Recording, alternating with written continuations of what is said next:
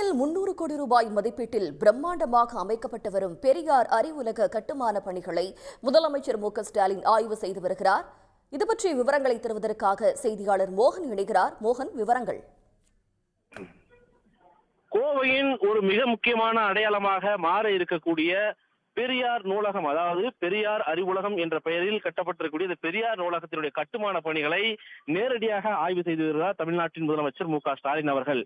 தமிழ்நாட்டின் முதலமைச்சர் மு.க.ஸ்டாலின் அவர்கள் இதற்கு சமீபத்தில் அடிக்கல் நாட்டியிருந்தார். இந்த பணி என்பது விறுவிறுப்பாக நடைபெற்று வருகிறது. கோவை காந்திபுரம் பகுதியில் சுமார் 7 ஏக்கர் நிலப்பரப்பில் 300 கோடி ரூபாய் மதிப்பீட்டில் 8 தளங்களுடன் கூடிய பிரம்மாண்டமான பெரியார் அறிவுலகம் என்பது கட்டப்பட்டு வருகிறது.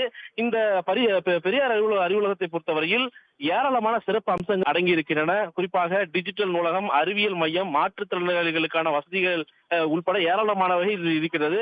இங்கு இந்த அறிவுலகத்தில் படிப்பதற்காக மட்டுமே பல்வேறு துறை சார்ந்த கிட்டத்தட்ட 1,20,000 புத்தகங்கள் இங்கு வைக்கப்பட இருக்கின்றன. சுமார் 1,98,000 சதுர அடியில் இந்த நூலகம் என்பது பிரம்மாண்டமான முறையில் கட்டப்பட்டு வருகிறது. இதனுடைய இறுதிக்கட்ட பணிகள் என்பது நடைபெற்று வருகிறது.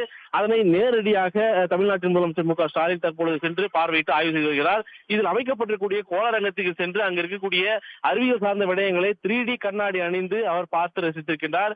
இது வரக்கூடிய தலைமுறைக்கும் அடுத்த கட்டமாக நவீன அறிவியலை கொண்டு சேர்ப்பதற்கும் மிகப்பெரிய அளவில் பயனுள்ளதாக இருக்கும் என்று அவர் கருதுகிறார்.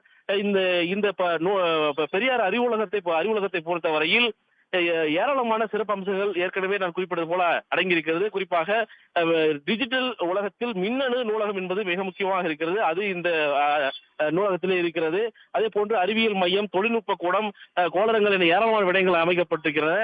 சுமார் 300 கோடி மதிப்பீட்டில் பிரம்மாண்டமாக கட்டியெழுப்பக்கூடிய இந்த பெரியார் அறிவுலகத்தை பொறுத்தவரையில் இன்னும் சில தினங்களில் திறக்கப்பட இருக்கிறது. முன்னதாக இது குறித்தான விடயங்களை ஆய்வு செய்து வருகிறார் முதலமைச்சர் மு.க.ஸ்டாலின். அவரோடு மேற்கு மண்டல திமுக பொறுப்பாளர் செந்தில் பாலாஜி மற்றும் அதிகாரிகள் உள்ளிட்ட ஏராளமான பங்கேற்றிருக்கிறார்கள். தமிழ்நாடு அமைச்சர்களும் உடன் சென்று நேரடியாக பார்த்து வருகிறார்கள்.